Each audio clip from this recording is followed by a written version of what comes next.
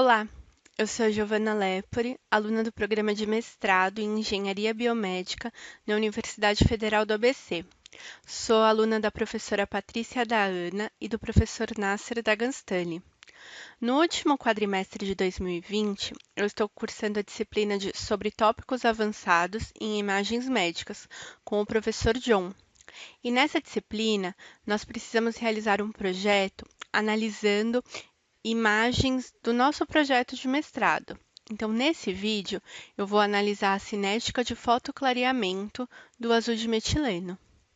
Antes de começar a análise das imagens propriamente dita, eu vou contextualizar para vocês como essas imagens foram adquiridas. O azul de metileno, ele é um fotossensibilizador com essa configuração química e a cor azul. Esse daqui é o seu espectro de absorbância em um meio aquoso, e ele mostra que o pico de absorção do azul de metileno ocorre em 664 nanômetros, que corresponde a que esse comprimento de onda corresponde à luz visível vermelha quando a gente olha aqui no espectro eletromagnético. O azul de metileno, ele é um fotossensibilizador usado na terapia fotodinâmica, que é uma modalidade terapêutica que visa o tratamento de algumas doenças com alto crescimento celular, seja uma doença microbiana ou uma doença oncológica. Para estudarmos esse tal fotobranqueamento, nós fizemos um modelo simplificado de colágeno hidrolisado, pois o colágeno é muito presente no nosso corpo, na nossa pele, ossos e até nos nossos músculos. Nós montamos cubetas, como essas aqui do centro, com água, colágeno hidrolisado e azul de metileno em 4 diferentes concentrações. Nós irradiamos essas cubetas com um laser com uma potência de 7 miliwatts e um comprimento de onda de 635 nanômetros.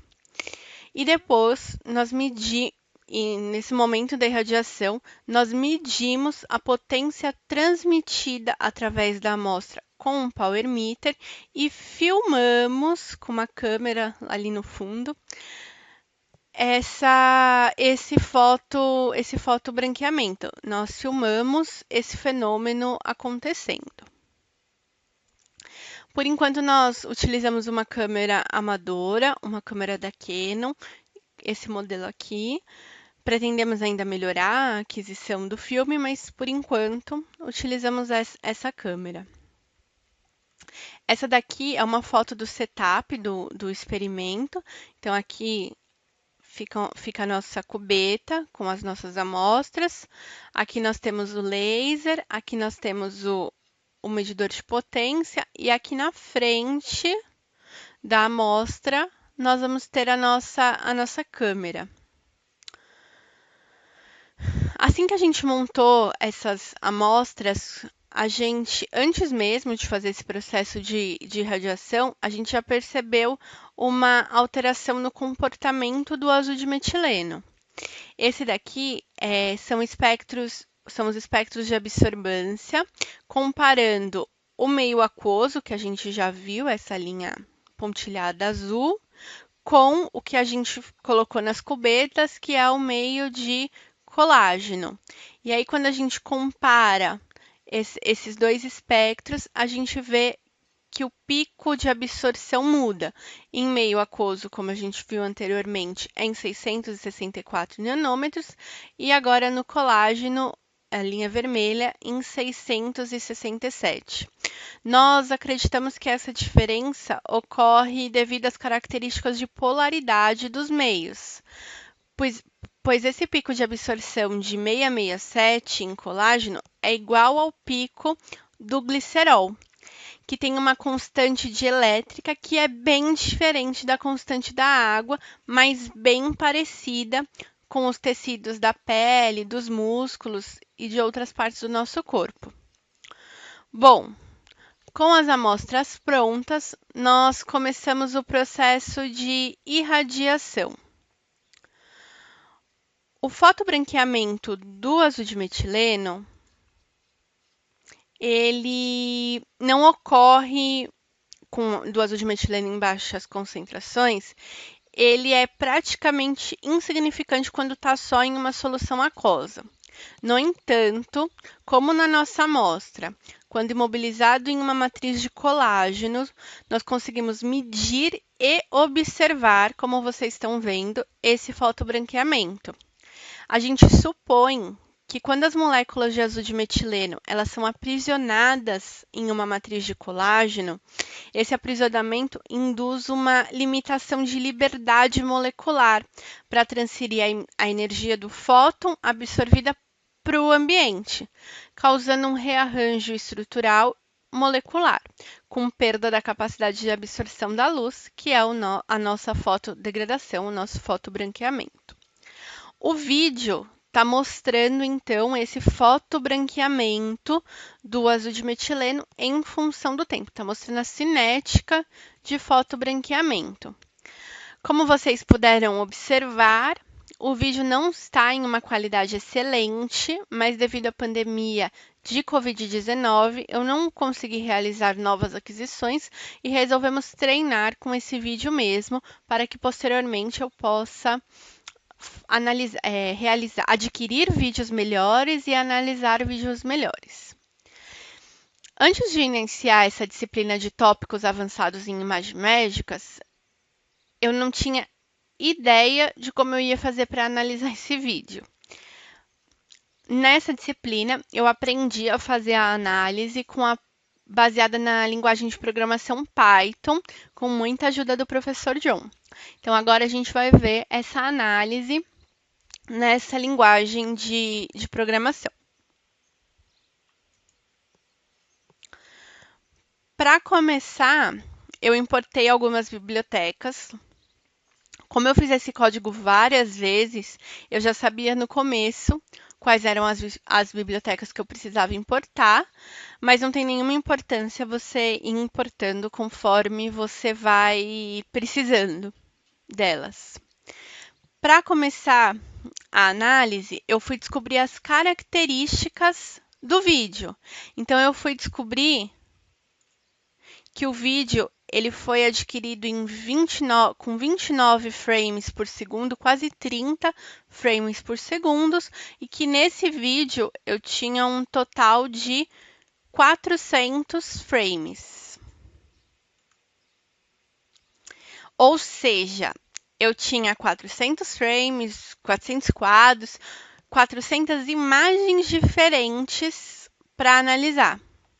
Com esse código aqui que vocês estão vendo na tela, eu consegui salvar uma imagem para cada frame, ou seja, eu gerei 400 imagens diferentes, mostrando o decorrer do vídeo, mostrando então essa cinética. Então, eu fiz um plot das imagens que eu iria utilizar. Eu pretendo analisar sempre frames sequenciais, sempre imagens sequenciais. Então, analisar, por exemplo, o frame 1 e o frame 2, o frame 2 e o frame 3, o frame 3 e o frame 4, e assim por diante. Nesse exemplo que eu vou fazer junto aqui com vocês, eu vou analisar os frames 15 e 16. Vocês vão ver que eu também vou plotar o frame 150, que é para que vocês possam visualizar uma diferença nas imagens, porque de um frame para o outro, a olho nu, fica praticamente impossível perceber alguma diferença. Então, perceber que tem uma cinética. Vocês vão ver até o final desse vídeo que, mesmo em frames um do lado do outro, a gente tem uma diferença. Só que eu plotei aí um frame maior para que vocês possam ver realmente essa diferença. Então, aqui está o plot dos 3 frames que eu falei para vocês. Então, do frame 15, do frame 16 e do frame 150. Todos esses frames, eles foram salvos como imagens. Então, eu tenho os 400 arquivos, as 400 imagens. Deixa eu ampliar aqui o frame 16 para eu tentar explicar. A gente faz toda essa aquisição de imagens no escuro, que é para não ter nenhuma interferência, para tentar não ter nenhuma outra interferência, porque além da câmera a gente mede lá com um medidor de potência aí da luz que atravessa. Então a gente faz tudo no escuro. Então essa área aqui onde a gente não tem nada é a área que não nos interessa. É a área fora da nossa cubeta. Essa daqui é a nossa cubeta, onde está a nossa amostra e onde vai acontecer o fotobranqueamento. Isso aqui que vocês estão vendo é a entrada do laser. Esse frame que eu ampliei aqui é o 16 e ele é um dos primeiros. Então, quando a gente já liga o laser, ele já está praticamente desse jeito. Então, após ter plotado as imagens, eu vi que eu tinha muitos espaços que eu não precisava, que eu tinha muitos espaços sem importância. Que espaços? Essa área fora da cubeta, o que eu tinha muito para cima da entrada do laser ou muito para baixo da entrada do laser. Então, meu próximo passo foi recortar essas imagens. Deixa eu mostrar para vocês aqui as imagens recortadas. Então, olha a diferença. Então, a imagem inteira do vídeo inteiro. E aí, agora, a imagem recortada. Então, só da área de interesse. Então, frame 15, frame 16 e aqui o frame 150. Então, essa área. Então, tudo isso foi feito automaticamente com essa programação Python. Antes de aprender essa programação, eu teria que fazer isso tudo manualmente, esses recortes.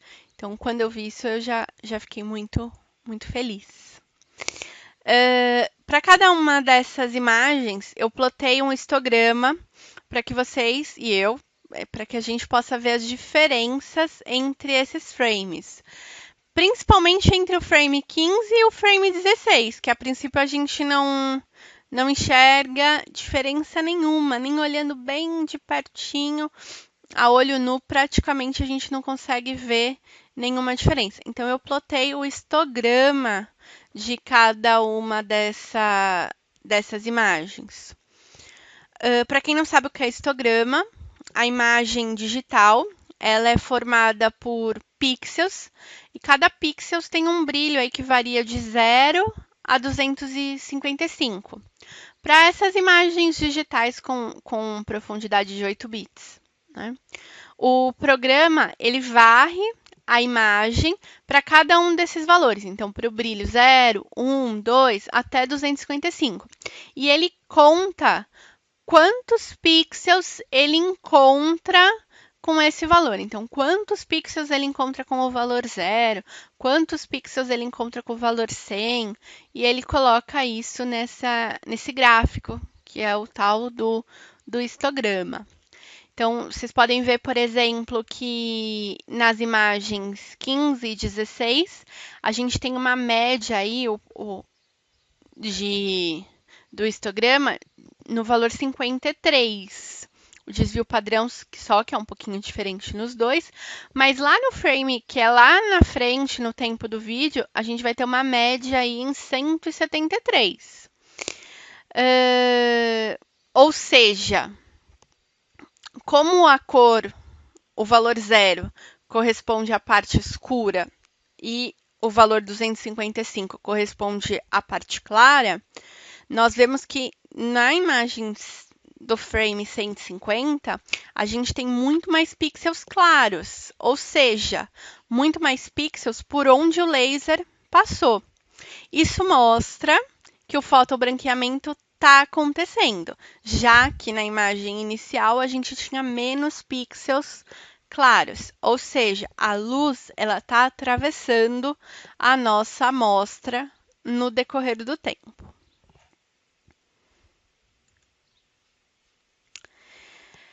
Depois disso, eu plotei aí uma imagem realmente que vai comparar uma imagem de fluxo de movimento. Então, uma imagem que vai comparar, nesse caso, a imagem 15 com a imagem 16. Então, ó, ela vai comparar essa imagem, a 15, com essa imagem 16. Duas imagens extremamente parecidas. E a minha intenção é fazer isso com todas as outras imagens, com todos os outros frames, tá? Então, vamos olhar aqui. Então, essa imagem mostra as alterações de uma imagem para outra no eixo X, ou seja, as alterações que aconteceram da direita para a esquerda ou da esquerda para a direita. Para interpretarmos a imagem que a gente está visualizando, eu vou chamar aqui essa área onde o laser entra de um cone, já que é uma região parecida aí com um cone. Olhando essa barra ao lado da imagem, nós podemos observar que em amarelo nós temos um fluxo positivo e em azul, aqui ó, -1, a gente tem um fluxo negativo. Ou seja, olhando a imagem, observamos que no eixo X temos um fluxo negativo ao redor do nosso cone. Então, repara que o cone, praticamente aqui no zero, né? Praticamente aqui na cor zero, que não tem alteração. E aí, só que em volta do cone, a gente consegue perceber essas manchas em azul, azul mais escuro, ou seja, manchas que demonstram um fluxo negativo ao redor desse cone. O que isso significa? Significa que o cone, então no eixo X, ele está tendo um fluxo negativo, ele está se expandindo, então, da direita para a esquerda. Assim como era esperado, pessoal. Afinal, o laser ele está entrando aqui à direita da imagem e a sua luz ela deve atravessar essa cubeta até a esquerda. Então, essa imagem comprova visualmente que a gente está tendo essa alteração. Então, a gente está tendo esse fluxo da direita da imagem para a esquerda da imagem. Plotei a imagem também do eixo Y. Então, essa imagem vai mostrar as alterações no eixo Y, ou seja, de cima para baixo ou de baixo para cima. De novo, olhando essa barra, a gente pode observar que em amarelo a gente vai ter um fluxo positivo e em azul a gente vai ter um fluxo negativo. Nessa imagem, então, a gente observa que na direção Y, a gente tem um fluxo positivo acima do cone e um fluxo negativo abaixo do cone. Isso é, o cone ele está realmente se expandindo na parte superior para cima e na parte inferior para baixo, ou seja, ele está aumentando de tamanho, ele está alargando, se podemos assim dizer, como era novamente esperado, já que com o tempo a intensidade do laser vai aumentando e ele vai sim alargando. Então, foram esses resultados que eu cheguei analisando só essas imagens. Então, só esses frames 15 e 16. Eu ainda pretendo avançar bastante na análise das imagens. Eu quero descobrir se essa expansão do laser ela é constante ao longo do vídeo. Eu acredito que não. E se não, então, se ela não é constante, como ela ocorre? Então, eu pretendo fazer uma análise de todos os pares de frames. Então, eu tenho aí os 400 frames desse vídeo. Então, eu quero fazer uma análise desses 400 frames. Depois eu quero descobrir como que eu vou quantificar esses resultados e depois que eu tiver isso bem estabelecido, eu quero melhorar a qualidade da aquisição dos vídeos e, consequentemente, das imagens e, consequentemente, das análises. Então, é isso que eu espero aí, mas essa disciplina já me ajudou muito, porque já me ajudou a fazer, por exemplo, descobrir todos esses frames aí, salvar todos esses frames automaticamente, não manualmente, como eu pensava que teria que fazer a princípio. Então, tenho muito que caminhar ainda, mas esse foi o que eu consegui até agora, com muita ajuda do professor John, do professor Nasser e da professora Patrícia. Então, muito obrigada a todos, espero que tenham entendido tudo que eu expliquei. Tchau, tchau.